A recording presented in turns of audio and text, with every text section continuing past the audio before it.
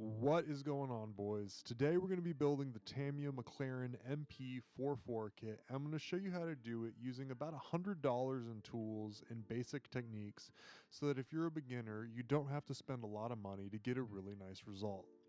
I did this because I saw that a lot of people have problems getting into the hobby and not knowing what tools to buy or thinking they need to spend $300 on an airbrush setup to build a nice model. And that just isn't true at all, especially in today's day and age where we have some cool workarounds like cordless airbrushes, like I'm going to show you in a little bit here. To start with, though, I wanted to build a Formula One car because I'm a big Formula One fan, and these Tamiya F1 kits from the 80s are really nice actually. Here's the tool set I bought.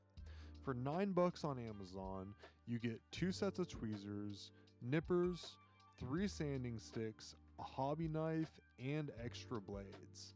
I don't think you can beat it, and even though, sure, none of it's the highest quality stuff in the world, for your very first build, you don't need that, and it's probably not worth wasting the extra money on all this stuff until you really know that you want to commit and invest into the hobby.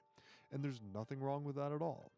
Just pick yourself up some Tamiya extra thin cement, some type of tape, preferably Tamiya tape, and a small, maybe 00 or 000 paintbrush for painting the cockpit details with. Other than that, you don't really need a lot. You'll see in this build that I do use a few extra things like sanding twigs and sanding sponges because they make life a little bit easier.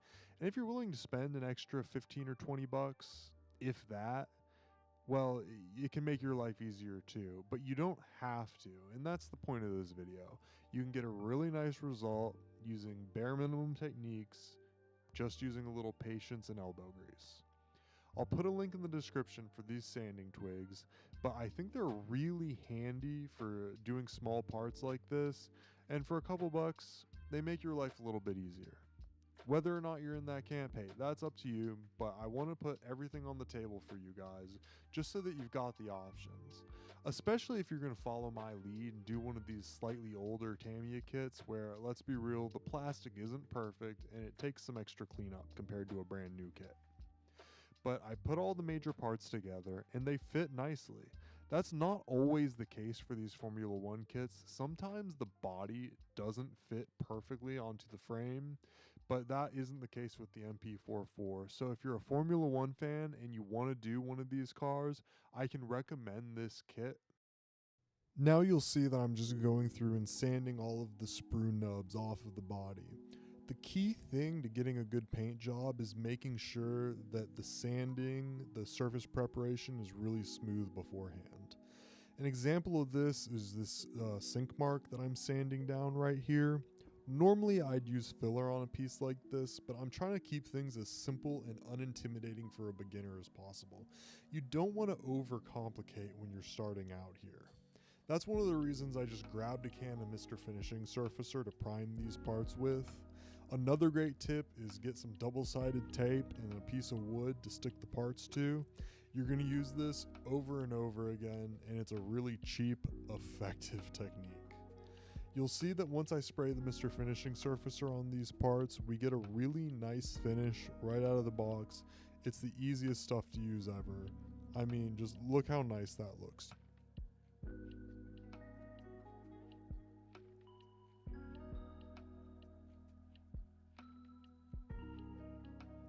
Now we're going to assemble the engine and get all of the small parts ready to be primed and painted. A lot of these parts I just left in bare primer too. If you see any black parts on the build, that's what I did. Mr. Finishing Surfacer is a primer, but there's no reason to actually paint over it if you just want to leave it the same color, especially in a simple beginner build like this one. It's all about keeping things as easy as possible and leaving as few steps as possible to potentially mess up. I know that might sound kind of cynical, but even if I'm doing a really high-end build that I want to put in a show or something one day, that's kind of how I view it. The more steps, the more points of failure there are. And for a beginner, it's all about keeping things easy so that the build actually gets finished. Perfect is the enemy of good in model making, and that's something I have to remind myself of every day. So instead of chasing your tail trying to get absolute perfection, just get the build finished and you're gonna be a lot happier, trust me. Now we're gonna prep some of the body panels for priming and painting. These pieces are gonna get painted white, so we obviously don't wanna prime them in black primer. We're gonna use gray primer because that's what I figured a lot of you would have available without having to hunt around too much. Ideally, if you're going to be painting white, you would use a white primer first, but hey, we're trying to keep things simple here, and sometimes white primer is a little bit hard to find. I'm prepping all of the parts by putting them on my alligator clip skewers, or for really small parts, just stabbing them onto toothpicks, which works well too. And I'm going to prime them using this cordless airbrush I was telling you about. I know airbrushes are probably the number one thing that stop beginners from either getting into modeling or maybe getting the results they want out of modeling. And this airbrush, in my opinion, is a total game changer for that. It costs $85 at Spray Gunner. I'll put a link in the description. And it just simplifies the process so much. Airbrushes themselves aren't that expensive, and you can get a decent cheap one that gets the job done for probably $25. But even if you do that, you need a compressor. And compressors are expensive, often $200 or more. And this airbrush just gets rid of that problem entirely. It even comes with an extra battery so that you don't need to constantly recharge it. And when you look at all these parts, I don't think you would ever tell that I primed them with this handheld cordless airbrush versus my traditional setup. Both came out really, really well. After priming, I broke out my sanding sponges and I came through and I cleaned up all the areas of the bodywork that were a little rough. Again, if you're gonna spend an extra, I think this set is $15, it's really well worth the money because you can clean up all of the imperfect areas on the body, give it another coat of primer, and have a really perfect finish. Then I go through and I spray metallics over all of the metallic metal parts that are gonna go around the engine and under the bodywork.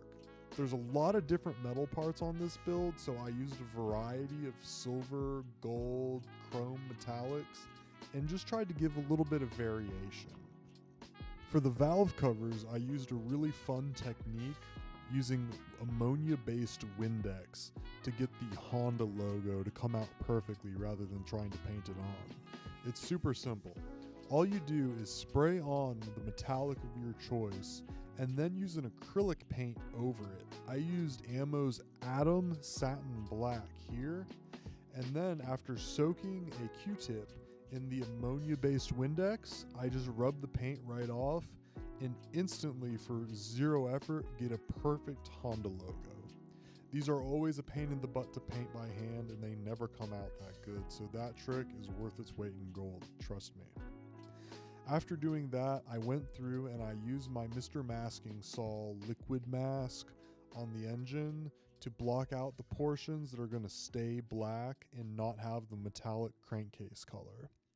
I used a textured Zero Paints paint here, but you don't have to. You can use any metallic and it's going to come out just fine.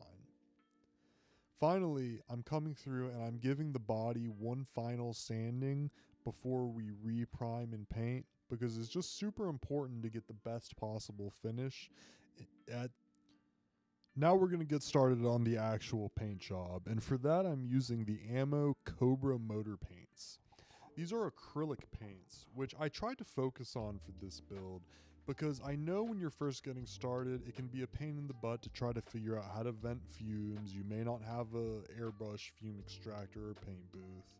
So using acrylic paints wherever you can is a nice way to make life a little bit easier. I would still recommend using a mask no matter what when you're spraying an airbrush, but using paints like this does reduce the amount of VOCs that you're producing into the air. I'm going ahead now and I'm adding the Mclaren fluoro red pattern onto the front and back of the car. I didn't spend hours obsessing over this. I just took my flexible ammo tape and traced out generally what the design was to be 90% correct. This whole build is about getting it done rather than perfect, right? We're trying to figure out what would it be like if you're a beginner and you're just trying to learn for the first time how to do this and get a good result, not an absolutely perfect one, if that makes sense. I go through and I spray the Marlboro Fluoro Red color, which just comes out amazingly. White is always a little bit of a difficult color to deal with, but I found that this color came out beautifully, and you wouldn't know the difference between it and a lacquer when it comes to the final finish. Seriously, I use zero urethane paints sometimes, and they don't come out any better than this stuff. While I let all that dry, I go through and I do the final assembly on the engine, and I think you'll agree that the result is quite good. This is an older Tamiya kit, but when you paint everything individually and build it up, it comes out great. There's really no need to go much fancier than this. Now I'm breaking out the decals to do all of the decaling. There's not a tremendous number of decals on this build, but it'll take you a good evening to get them all on there, although they really do bring the build to life, I find. These decals performed quite well. I mostly just used water for them. I place them onto the part and then squeeze off the excess using a Q-tip. For parts like this one that have a little bit of surface detail, I use some microsol, but for 99% of them, I just used water and it came out very well. Be careful, that doesn't mean that they're not going to break. You're always at risk with decals, and it really takes some care and effort, but just know that going in and you'll probably be fine. I did tear the Marlboro decals on each side, but I think as you'll see, I managed to put them back, and the end result under a coat of clear coat looked just fine, I think.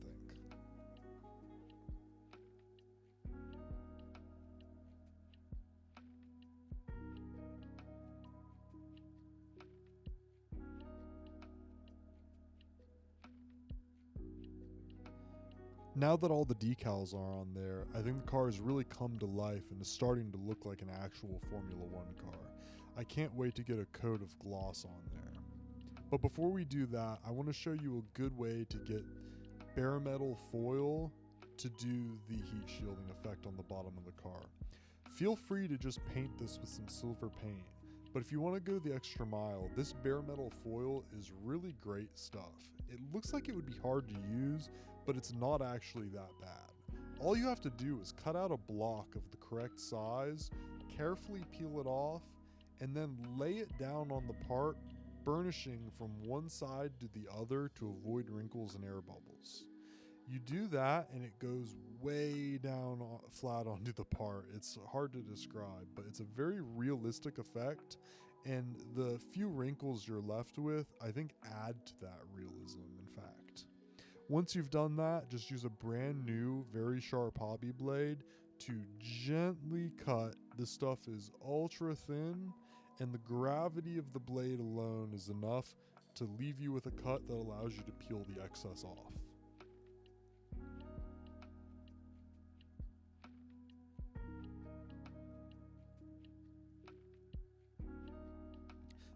Burnish the edges down with your Q-tip again, and you have a heat shielding effect that is very realistic and is probably quicker than painting it on, if we're being honest.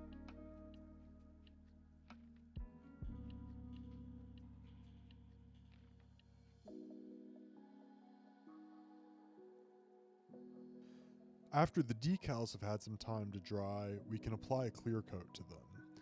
I'm using Ammo's 2K Clear here. This is probably the best clear coat you can use, but I do want to warn you, you need a way of venting the room if you're going to use it, because the fumes are quite bad. But to apply it, all I do is give it a dust coat first, a very light coating, and then after giving a solid 5 minutes to dry, I give it 2 wet coats, and the result is beautiful. You can't even tell the decals are under there, and they really do look painted on. It's not the most user-friendly paint because of all the fumes, but if you can handle that, it's probably the best one you can use. If you can't handle that, I would say just get some aqua gloss or a similar acrylic clear coat, and you'll still get a good result. Now that we're nearing the end of the build, we have to sand the seams off the tires, which is usually a very tedious task that drives me crazy. So I figured out a way to mount them on my Proxxon rotary tool and just used it to spin them onto the sanding sticks to get rid of the seam. I'm afraid it might have overheated my Proxxon a little bit, but it was way quicker and easier, and frankly probably worth it. When it came time to put the Goodyear logos on the tires, I cheated a little bit and used some photo etch stencils that I had laying around from a previous build on the channel. You can just use decals for these. They'll always come with the decal sets, but the stencils really look nice, and if you want to go out of your way, it is a nice touch that I think brings a little life to the build. Don't worry if you can't do this though. Finally, we can go and brush paint the details for the interior, like on the steering wheel and the dash. This is simple, just use acrylic paints. I use Ammo Atom paints for most of my acrylic brush painting needs these days, but you can use Vallejo or even Tamiya acrylics. It doesn't really make too much of a difference.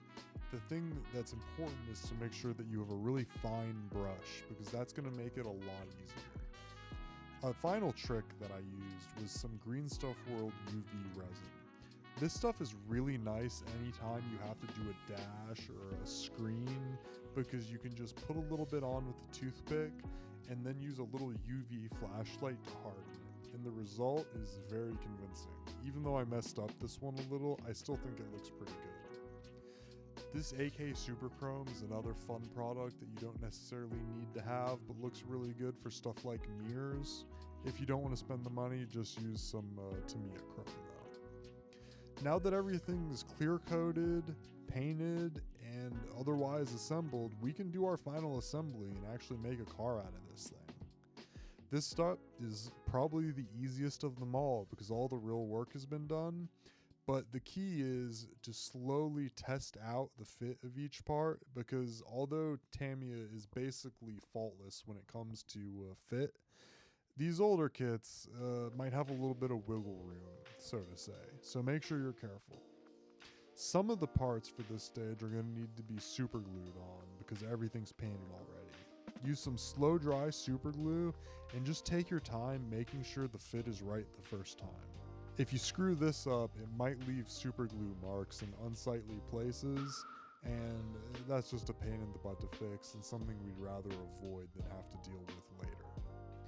The front suspension parts also shouldn't be glued in because a lot of them actually move and turn the wheels together, so don't glue those in and break that feature. Ask me how I know that's an issue.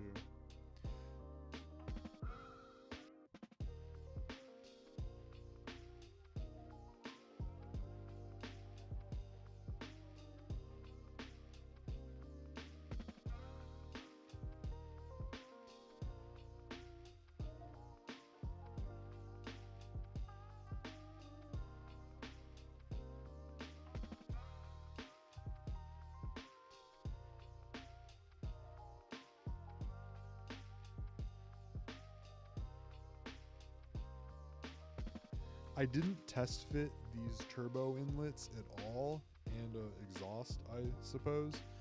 I really wish I had tested this before I painted everything up, so please learn from my mistakes and dry fit everything at the very beginning of the build. You'll be glad you did. This is Tamiya, so basically everything fits well enough that you don't need to worry about it not going together, but it would have made life a little bit easier to be able to plan around this a little bit. The body went on well still, but a lot of times the issue that you're going to run into with Formula One cars is that the body won't fit on at the end, and then you end up having to display it off of the model, which isn't the end of the world, but it's not ideal either. You want to save yourself the option, right? The wheels go on with little screws, including a little hex wrench that's molded onto the plastic, and we get a really nice result. I'm pretty happy with how this car looks. We didn't do anything fancy, and we painted the whole thing using a cordless airbrush of all things, but the final result is good. We used really flexible and forgiving acrylic paints.